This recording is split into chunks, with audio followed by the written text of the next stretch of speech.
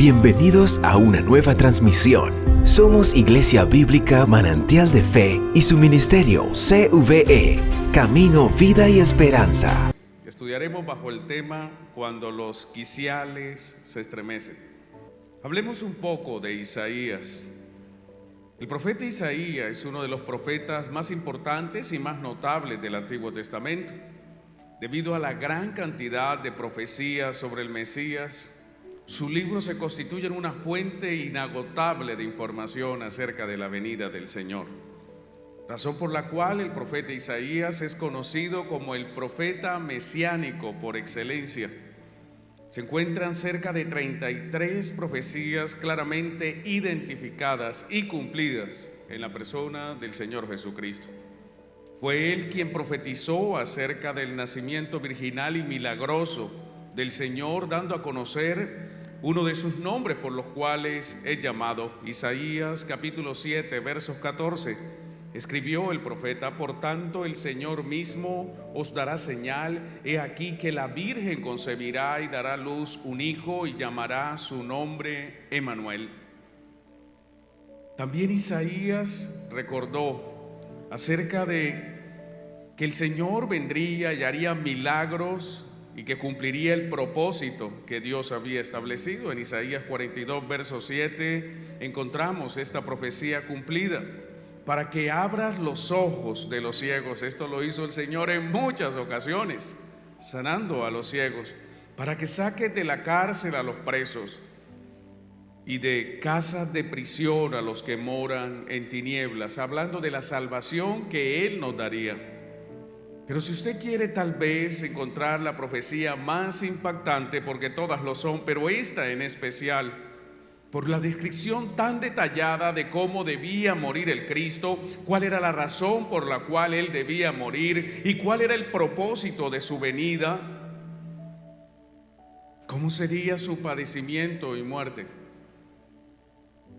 lo encontramos en Isaías 53. Despreciado, Isaías 53, 3, y desechado entre los hombres, varón de dolores, experimentado en quebranto. Y como que escondimos de él el rostro, fue menospreciado y no lo estimamos. Ciertamente llevó él nuestras enfermedades y sufrió nuestros dolores. Y nosotros le tuvimos por azotado, por herido de Dios y abatido. Y aquí viene la razón por la cual él sufrió tanto. Mas él herido fue por nuestras rebeliones, molido por nuestros pecados. Habla del estado en el cual quedó su cuerpo después de que lo bajaron de la cruz, molido literalmente por los latigazos, molido por los golpes, por el cansancio, por la sangre que perdió a lo largo de todo su padecimiento, por los golpes que recibió, molido por nuestros pecados. El castigo de nuestra paz fue sobre él, y por su llaga fuimos nosotros curados en lo físico, pero también en lo espiritual. Todos nosotros nos descarriamos, como oveja cada cual se apartó por su camino, mas Jehová cargó en él el pecado de todos nosotros. Angustiado él y afligido, no abrió su boca. Como cordero fue llevado al matadero, y como oveja delante de sus trasquiladores se enmudeció y no abrió su boca. Por cárcel y por juicio fue quitado, y su generación ¿quién la contará? Porque fue cortado de la tierra de los vivientes. Habla de su muerte en la cruz. Y por la rebelión de mi pueblo fue herido. Y se puso con los impíos su sepultura. Habla de la sepultura del Señor, donde estuvo 3 días. Mas con los ricos fue en su muerte. Fue enterrado en el sepulcro de un hombre muy rico en su época. Aunque nunca hizo maldad, ni hubo engaño en su boca, con todo eso Jehová quiso quebrantarlo, sujetándole a padecimiento, cuando haya puesto su vida en expiación. Aquí habla de lo que sucedería cuando el Mesías resucitara. Por el pecado verá linaje, vivirá por largos días. Estaba profetizando la resurrección de Cristo. y la voluntad de Jehová será en su mano prosperada. Habla de su reinado eterno. Impresionante, ¿cierto?, que un hombre haya tenido la oportunidad de describir proféticamente lo que Cristo, usted y yo hoy sabemos por los evangelios que padeció, la forma en que sufrió, la forma en que fue sepultado, aún la sepultura que fue usada, y también la razón por la cual Él murió, por sus pecados y por los míos. Lo siguiente que vemos de este profeta es la fecha en la cual él fue llamado a ser profeta. El llamamiento del profeta Isaías al servicio fue marcado por un hecho histórico para el reino de Judá, porque justo el año que él fue llamado a ser profeta por oficio, murió uno de los reyes más importantes de Israel, conocido como Usías de Judá. Isaías capítulo 6, verso 1, la primera parte de este verso nos instruye y nos recuerda este hecho histórico. Dice: en el año que murió el rey Usías. Usías de Judá, amado hermano, tuvo un legado muy importante en su reinado. Él reinó por cerca de 52 años, estuvo en el trono. Comenzó a reinar cuando tan solo tenía 16 años de edad y adquirió muchísima fama y reconocimiento. Había tenido el favor de Dios, se destacó como un buen rey en Judá. En Segunda de Reyes capítulo 15 verso 13 dice de él: e hizo lo recto ante los ojos de Jehová, conforme a todas las cosas que su padre Amasías había hecho. Segunda de Crónicas 26:5 nos dice: y persistió en buscar a Dios en los días de Zacarías, entendido en visiones de Dios, y en estos días en que buscó a Jehová, él le prosperó. Así que era un rey próspero, un rey recto, un rey que buscaba el rostro del Señor. Venció a los filisteos en batalla y a otras naciones vecinas, y por eso fue considerado un rey fuerte y respetado en todos los reinos vecinos. En Segunda de Crónicas capítulo 26 versos 6 y 8 se describe esas proezas militares de Usías. Y salió y peleó contra los filisteos y rompió el muro de Gad y el muro de Jabnia y el muro de Asdod, y edificó ciudades en Asdod y en la tierra de los filisteos. Dios le dio ayuda contra los filisteos y contra los árabes que habitaban en Gurabal y contra los amonitas, y dieron los amonitas presentes a Usías, y se divulgó su fama hasta la frontera de Egipto, porque se había hecho altamente poderoso. Pero la vida de Usías terminó trágicamente. Cuando ya Usías se hizo grande, poderoso y reconocido, se rebeló contra Dios, y por causa de eso Dios ejerció un juicio sobre la vida de Usías, haciéndolo leproso y muriendo leproso. Acompáñenme por favor a Segunda de Crónicas capítulo 26 versos 16 en adelante. Mas cuando ya era fuerte, su corazón se enalteció para su ruina. Tenga cuidado cuando Dios le permita un don, un talento, cuando Dios le permita destacar en algo. Recuerde que todo proviene del Señor. Mas cuando ya era fuerte, su corazón se enalteció para su ruina, porque se rebeló contra Jehová su Dios, entrando en el templo de Jehová para quemar incienso en el altar del incienso. No era algo dado a los reyes. El quemar incienso era simple y llanamente reservado para los sacerdotes, los descendientes de la tribu de Leví. Pero Usías era rey, descendiente de la tribu de Judá. Era rey, no sacerdote, pero se llenó de orgullo. Su corazón se enalteció, dijo: yo soy rey, yo soy poderoso, he vencido filisteos, he derrotado y he puesto en fuga ejércitos. Yo voy a ir, yo no necesito sacerdote, voy a hacer yo mismo la ofrenda al Señor. Y él entró con su incensario. El verso 17 describe: y entró tras él el sacerdote Azarías, y con él 80 sacerdotes de Jehová, varones valientes. Estos hombres eran valientes y tenían que serlo. y se pusieron contra el rey Usías. Por eso fueron valientes. No cualquiera se opondría a un rey tan poderoso, pero estos 80 hombres más el sumo sacerdote se opusieron y le dijeron: no te corresponde a ti, oh Usías, quemar el incienso de Jehová, sino a los sacerdotes, hijos de Aarón, que son consagrados para quemarlo. Sal del santuario, porque has prevaricado, y no te será para gloria delante de Jehová Dios. ¿Sabe cuántas veces el Señor envía personas a su vida a decir no lo haga y no lo haga, y la gente se opone y usted se molesta y usted dice voy a hacerlo? Y después vienen las consecuencias. Entonces Usías, teniendo en la mano un incensario para ofrecer incienso, se llenó de ira, y en su ira contra los sacerdotes la lepra le brotó en la frente.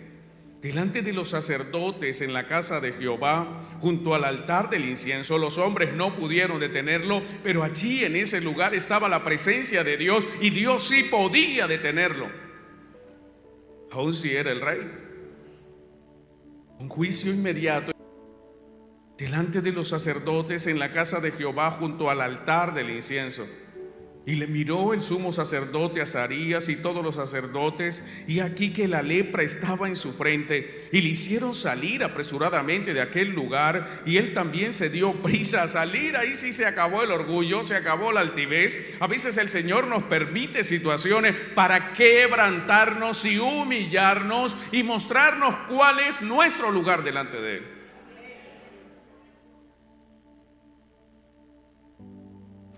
Se dio prisa a salir porque Jehová lo había herido.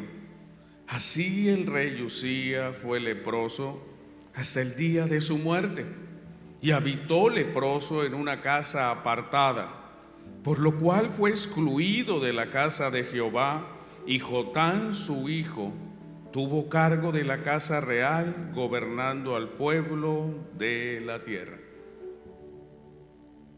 Esto ocurrió con ese rey. Seguramente cuando murió Usías, Isaías, al igual que el pueblo, que todos los habitantes de Jerusalén y del reino de Judá, estaban consternados y atemorizados. Por 52 años había sido el rey de la nación. La gran mayoría de habitantes de Judá nunca habían conocido otro rey, solo Usías. Y mientras Usías estuvo en el trono, el reino prosperó y el reino avanzó y el reino tuvo grandes victorias, lo que significaba y era una evidencia de que Dios bendecía a Judá a través de Usías.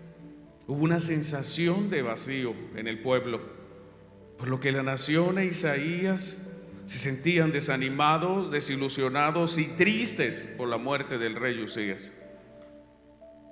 Pero a pesar de haber sido un buen rey, murió y terminó trágicamente su vida. Sin saber qué depararía ese destino, fue el único lugar donde podía encontrarse con Dios, en el templo de Jerusalén. Isaías necesitaba un encuentro con Dios.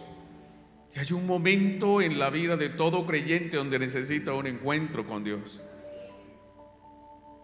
Y él se dirigió al templo. Y la respuesta del Señor a Isaías fue una visión de su grandeza, una visión de su majestad, una visión de su poder y de su gloria y de su santidad. Isaías 6:1, y en el año en que murió el rey Usías, viene la visión.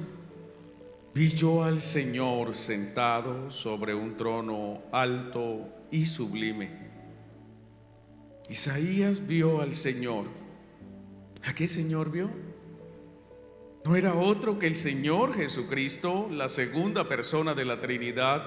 Al Padre nadie le ha visto jamás. Así que él vio al Señor en su estado preencarnado. Lo vio sentado en un trono alto y sublime. ¿Sabe? Esta visión respondió seguramente la pregunta de Isaías: ¿dónde estaba el Señor mientras se quedaban sin un rey terrenal? La respuesta es: el Señor estaba sentado en su trono, Dios aún estaba a cargo en su trono en el cielo y seguía gobernando toda su creación. Amado hermano y hermana, cuando usted sienta el vacío, la tristeza, la soledad, la incertidumbre, recuerde que hay un trono en el cielo y ese trono no está desocupado. Hay un trono en el cielo y el Señor, nuestro Dios y Rey, nuestro Señor Jesucristo, está sentado en el trono alto y sublime como gobernante soberano de todo el universo. Este es el hecho central en el cielo. Hay un trono en el centro del cielo y ese trono es el centro del cual nuestro Señor gobierna sobre todo, aún en medio de su problema. Allí en el trono está el Señor, en ese trono alto y sublime. Si bien Isaías, amados hermanos, no fue el único que vio el trono de Dios a lo largo de la historia bíblica, porque casi todos los que han tenido una visión del cielo han visto el trono de Dios. El profeta Micaías vio el trono de Dios, Primera de Reyes 22:19. Entonces él dijo: oye pues palabra de Jehová, yo vi a Jehová sentado en su trono y todo su ejército de los cielos estaba junto a él, a su derecha y a su izquierda. Job vio el trono de Dios en medio de su aflicción y dijo, Job 26:9, él encubre la faz de su trono y sobre él extiende su nube. David vio el trono de Dios al componer los salmos, Salmos 9:7, dijo, pero Jehová permanecerá para siempre, ha dispuesto su trono para juicio. Los hijos de Coré vieron el trono de Dios. Jeremías vio el trono de Dios, Lamentaciones 5:19. Ezequiel vio el trono de Dios, Ezequiel 1:26 y 10:1. Daniel vio el trono de Dios, Daniel 7:9. Y usted y yo por fe también lo hemos visto cuando leemos Apocalipsis 4 y 5. Vemos el trono en el cielo y la adoración celestial, donde los seres maravillosos que rodean el trono, los 4 seres vivientes adoran, y donde usted y yo algún día estaremos delante de ese trono adorando y exaltando a aquel que es digno de recibir la gloria y la honra y el poder, porque Él creó todas las cosas. Así que la visión de Isaías es una visión bíblica, confirmada por las Escrituras. Él vio al Señor, lo vio sentado en su trono, en una posición de dignidad. Estaba sentado sobre un trono alto. Esto significa que el Rey está por encima de todo y de todos. Está en el lugar más alto y por eso el Señor también es conocido como el Altísimo. Por encima de Él no hay nadie, iglesia. Esto habla de su soberanía, esto habla de su autoridad, esto habla de su omnipotencia. Todo eso simboliza que Él está en un trono alto. Pero también el trono es sublime. El término sublime significa que es extraordinariamente bello y que produce una emoción que traspasa todas las capacidades de la razón del ser humano.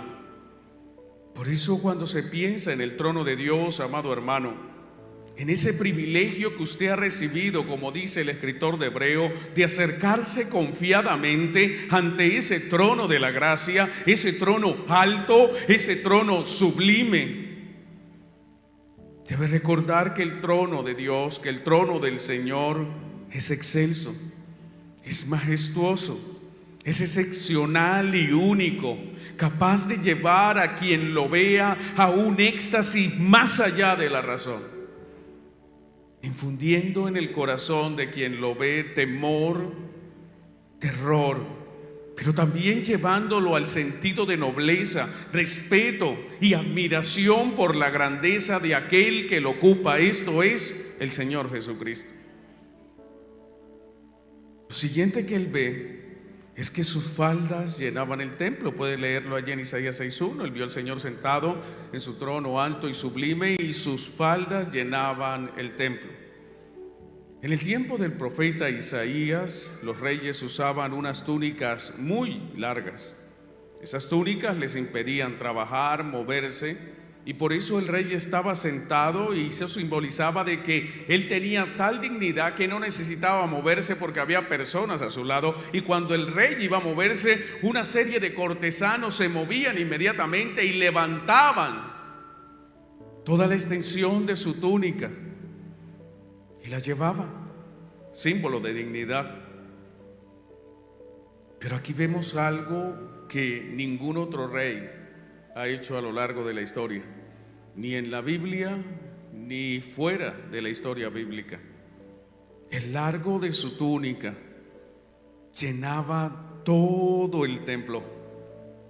¿Sabe qué significa esto, amado hermano? Que su nobleza, su honor y dignidad son inigualables e incomparables, porque Él es Rey de Reyes y Señor de Señores. Lo siguiente que Él observa, verso 2, Él observó que había seres espirituales, seres santos. Isaías 6:2 dice: por encima de Él había serafines, cada uno tenía 6 alas, con 2 cubrían sus rostros, con 2 cubrían sus pies, y con 2 volaban. En Apocalipsis 4:8 se describen unos seres semejantes que vuelan o que están allí alrededor del trono guardando la santidad. El apóstol Juan también vio que estos seres que menciona aquí Isaías tenían 6 alas. Ellos necesitaban las 6 alas. Con 2 se cubrían su rostro para demostrar que eran demasiado inferiores como para ver el rostro del Señor. Con 2 cubrían sus pies para esconder esta humilde área de su cuerpo, de modo que nada ni remotamente deficiente se ha visto en la presencia del Señor.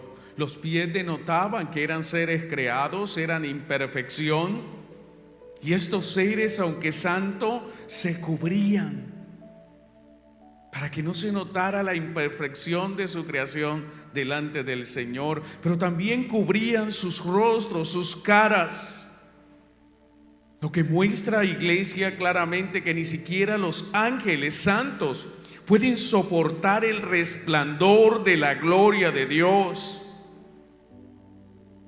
Así como no hay hombre que pueda ver el rostro de Dios y viva para contarlo, aún los ángeles no pueden ver el rostro refulgente de Cristo. ¿Sabe? Hay un pasaje en la Escritura, acompáñeme a Apocalipsis capítulo 1.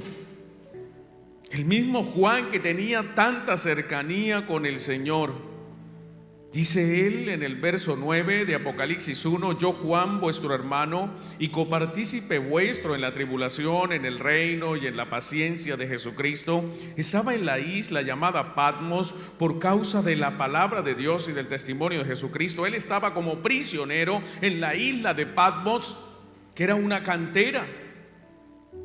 Cuando él escribe el Apocalipsis ya era un anciano, ya no era el jovencito. Y estaba él ese día orando. Verso 10 de Apocalipsis 1: yo estaba en el Espíritu en el día del Señor. En el Espíritu estaba orando. Cuando usted se desconecta de todo, se olvida de todo y solo concentra su humanidad en Dios, cuando usted está orando y solamente está Él y usted está en el Espíritu. Yo estaba en el Espíritu en el día del Señor, un día como hoy. El primer día de la semana es el día del Señor, porque ese día el Señor venció la muerte, el pecado y Satanás. Al levantarse de la tumba, al resucitar, se levantó victorioso, y por eso celebramos, conmemoramos el primer día de la semana como el día del Señor. Él estaba en el Espíritu en el día del Señor, y oí detrás de mí una gran voz como de trompeta. Y esa voz le dice: yo soy el Alfa y la Omega, el primero y el último. Escribe en un libro lo que ves y envíalo a las 7 iglesias que están en Asia, y describe las iglesias. El verso 12 describe que cuando él escuchó esa voz, la reacción de Juan fue volverse para ver la voz que hablaba conmigo, y vuelto vi 7 candeleros de oro, y en medio de los 7 candeleros a uno semejante a hijo del hombre. No a un hombre, tenía la semejanza. Tenía manos, tal vez forma de humana, pero no era un ser humano. Semejante no significa igual, solo que es como, es un símil, se parece. Vestido de una ropa que llegaba hasta los pies, y ceñido por el pecho con un cinto de oro. Su cabeza y sus cabellos eran blancos como blanca lana, como nieve. Sus ojos como llama de fuego, y sus pies semejantes al bronce bruñido. Es como cuando usted ve esa colada de minerales que calientan en esas forjas, y se derrite el mineral y es refulgente, brilla. Refulgente como en un horno, y su voz como estruendo de muchas aguas. Tenía en su diestra 7 estrellas, y de su boca salía una espada aguda de 2 filos. Esto es, tenía poder en su palabra. Y el rostro era como el sol cuando resplandece en su fuerza. Cuando le vi, caí como muerto a sus pies. Se desmayó Juan. El que tiene un encuentro con Cristo glorificado, estando en su condición humana, no puede sostenerse en pie. Por eso cuando alguien dice: yo tuve un sueño y vi al Señor y lo toqué y vi su rostro, ¡mentira!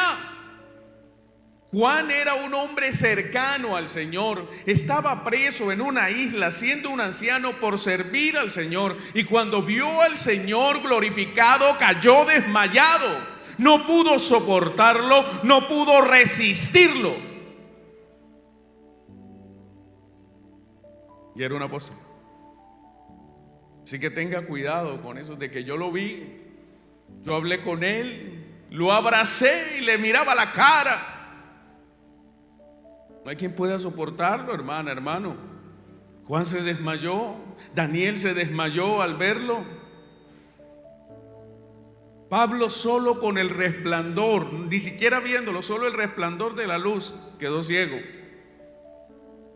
Y los seres santos, como los serafines, que están en el cielo, libres de pecado, ni siquiera se atreven a verlo, porque con 2 alas cubren su rostro, y con 2 de sus alas vuelan, lo que habla de servicio. Y esto nos deja una gran enseñanza, iglesia. Siempre que nos acerquemos a Dios, hagámoslo con reverencia. Esto es lo que simboliza cubrir el rostro, es reverenciarlo, es saber que Él es alguien único y superior, que no es un ser humano con el quien usted está interactuando, es con el creador de toda la raza humana. Cubrir los pies simboliza eso, que usted reconoce que es una criatura. Y las 2 alas para volar significan servicio. Así que necesitamos reverencia, necesitamos humildad y necesitamos servirle a Dios. Eso es lo que simbolizan las 6 alas. El serafín, cuando está delante del Señor, recuerda que es una criatura, se oculta, enseñando su indignidad, porque solo Dios es digno y aún los ángeles santos lo reconocen. Yo creo que Isaías debió estar abrumado, pero también aterrado y a la vez maravillado.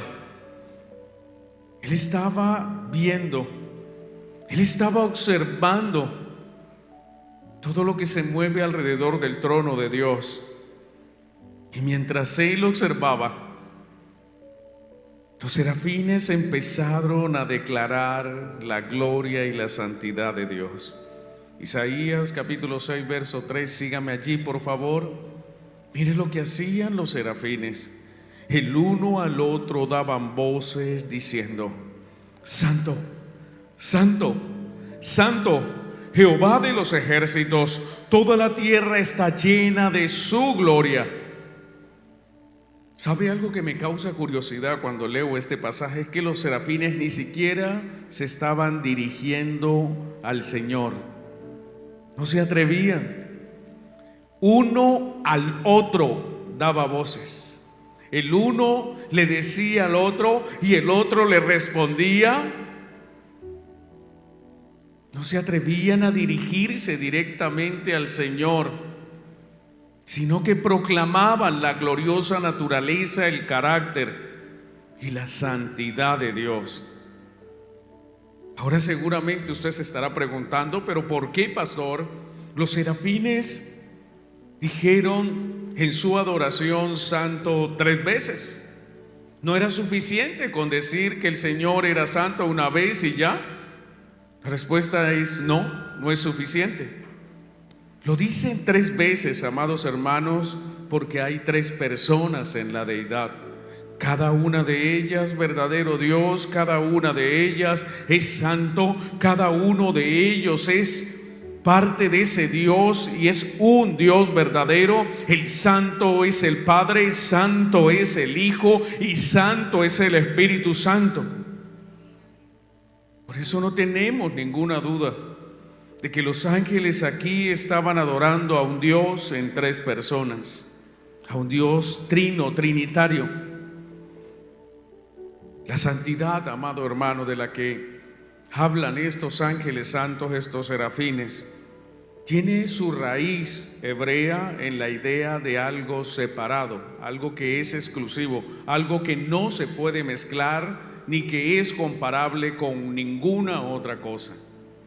Así que cuando ellos dicen que algo es santo, están diciendo que eso está separado de todo lo demás. Pero ¿de qué está separado el Señor? Es una buena pregunta. El Señor está apartado de la creación porque Él no es una criatura. El Señor está fuera, amado hermano, del tiempo porque Él creó el tiempo.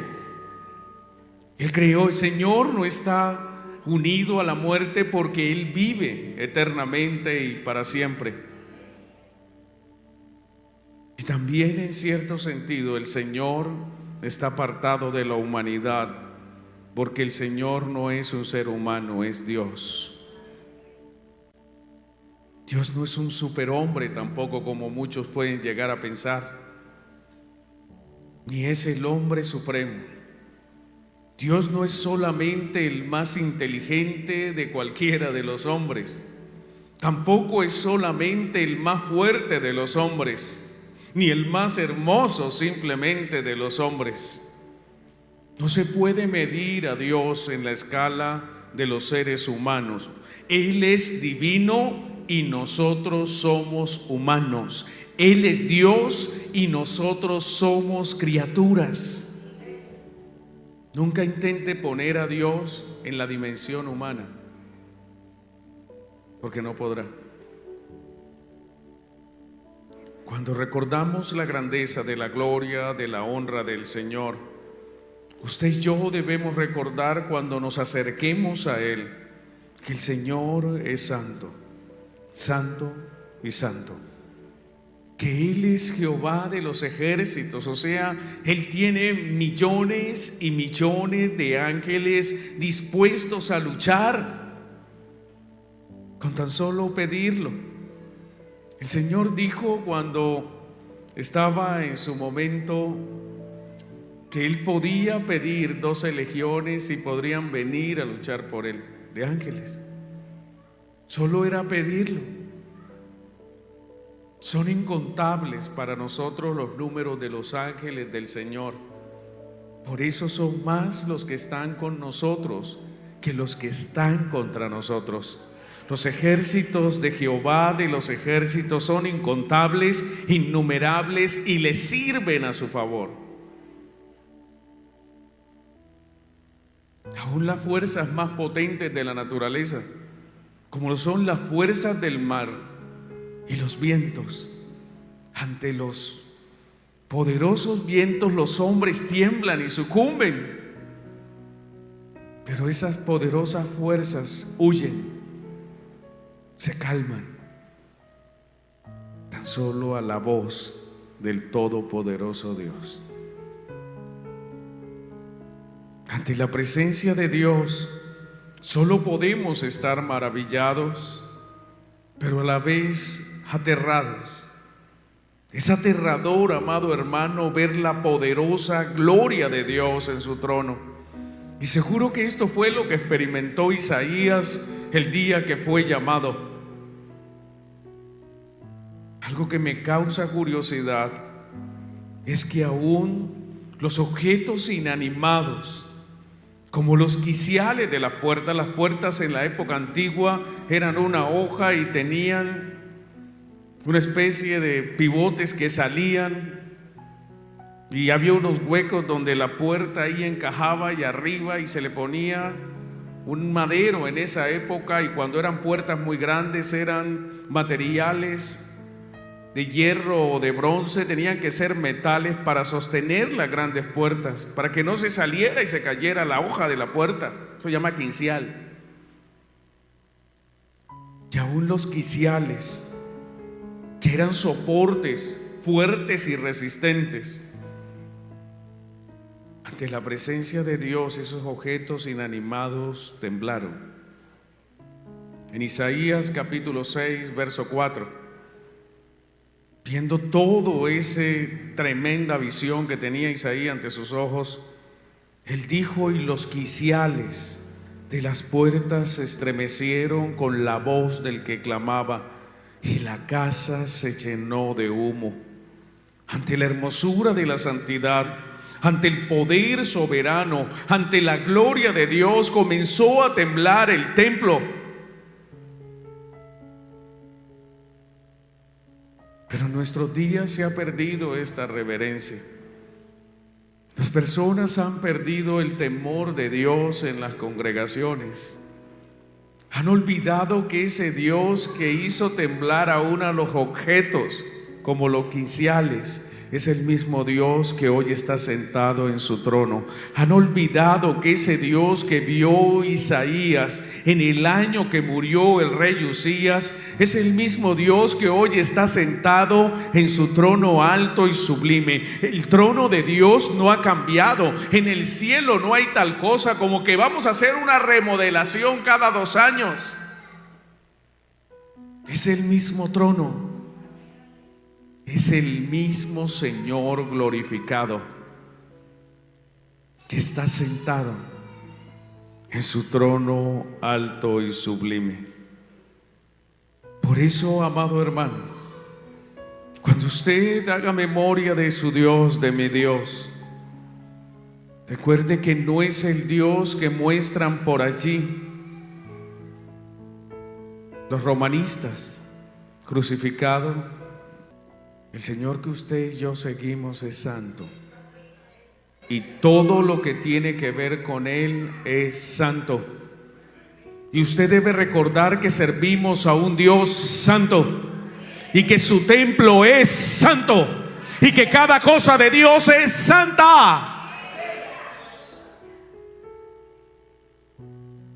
Porque el día que usted pierda el temor de Dios, ese día usted lo pierde todo. El día que usted no pueda reconocer quién es el que está sentado en el trono alto y sublime, saldrá al mundo y todo le parecerá fácil y todo lo podrá hacer, porque ha perdido la proporción de aquel Dios que un día ante su presencia hizo que los quiciales se estremecieran.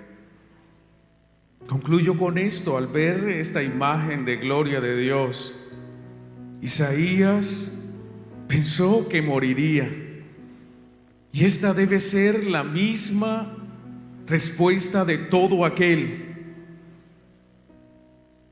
que ha tenido un encuentro con Dios. Se siente indigno, debe sentirse inmerecedor de ese encuentro. Isaías capítulo 6 verso 5 dice: entonces dije, ay de mí que soy muerto, porque siento hombre inmundo de labios y habitando en medio de pueblo que tiene labios inmundos.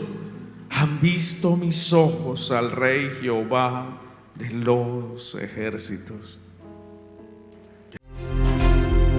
Gracias por seguirnos.